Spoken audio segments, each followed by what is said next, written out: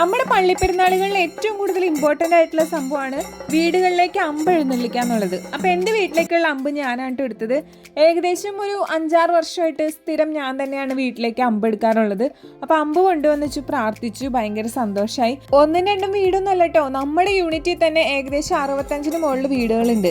ഈ വീടുകളിലൊക്കെ പോകണം. രാവിലെ 8:30 തുടങ്ങി കഴിഞ്ഞാൽ ഏകദേശം ഒരു 1 മണിയാവും ഉച്ചയ്ക്ക് അവസാനിക്കാൻ. ഈവനിങ് ആയപ്പോൾ പള്ളിയിൽ ഒരു ഗംഭീര പരിപാടി ഉണ്ടായിരുന്നു. 100 കലാകാരന്മാർ ഒരുമിച്ച് ചെണ്ടമേളം, ഭയങ്കര രസമായിരുന്നു കണ്ടുകൊണ്ടിരിക്കാൻ.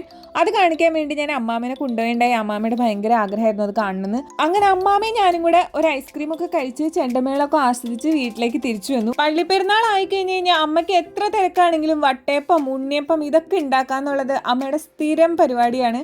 അപ്പോൾ അമ്മ ഉണ്ടാക്കിയ വട്ടയപ്പം കഴിക്കാനിട്ടോ നല്ല ടേസ്റ്റാണ്. ഒരു ഒതൻറ്റിക് ടേസ്റ്റാണ് നമ്മൾ അമ്മമാരുണ്ടാക്കുന്ന വട്ടയപ്പം. കടയിൽ നിന്ന് വാങ്ങുന്ന വട്ടയപ്പം പോലെയല്ല, ശരിക്കും നൊസ്റ്റാൾജിയാണ് ശരിക്കും നമ്മുടെ വീട്ടിലുണ്ടാക്കിയ വട്ടയപ്പം.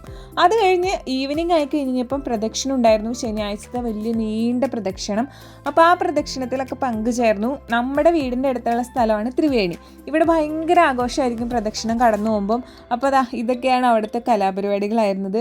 വെടിക്കെട്ടും സംഭവങ്ങളും ബാൻഡ് സെറ്റും ഒക്കെ ഉണ്ടായിരുന്നു. ഭയങ്കര രസമായിരുന്നു കണ്ടുകൊണ്ടിരിക്കാൻ. പണ്ടൊക്കെ ആണെങ്കിൽ പെരുന്നാൾ തുടങ്ങി അവസാനിക്കുന്നിടം വരെ ചേച്ചിമാരും ഫ്രണ്ട്സും ഞങ്ങളൊക്കെ ഒരുമിച്ചായിരിക്കും. പക്ഷെ ഇത്തവണ ഞാൻ ഒറ്റയ്ക്കാണ്. ഞാനും അമ്മയും മാത്രമേ ഉള്ളൂ. ചേച്ചിമാരൊക്കെ ഞായറാഴ്ച വരെ ഉള്ളൂ, കസിൻസൊക്കെ. അപ്പോൾ ഞാനും അമ്മയും ഉള്ള പോലെ എൻജോയ് ഒക്കെ ചെയ്തു. പിന്നെ ഞങ്ങൾ നേരെ പള്ളിയിലേക്ക് പോയി. പള്ളിയിൽ ചെന്ന് കഴിഞ്ഞപ്പോൾ അവിടെ നല്ല വെടിക്കെട്ട് പ്രയോഗമൊക്കെ ഉണ്ടായിരുന്നു. അതൊക്കെ കണ്ടു കേട്ടോ. പിന്നെ നേർച്ചയൊക്കെ വാങ്ങിച്ച് തിരിച്ച് വീട്ടിലോട്ട് പോന്നു കേട്ടോ.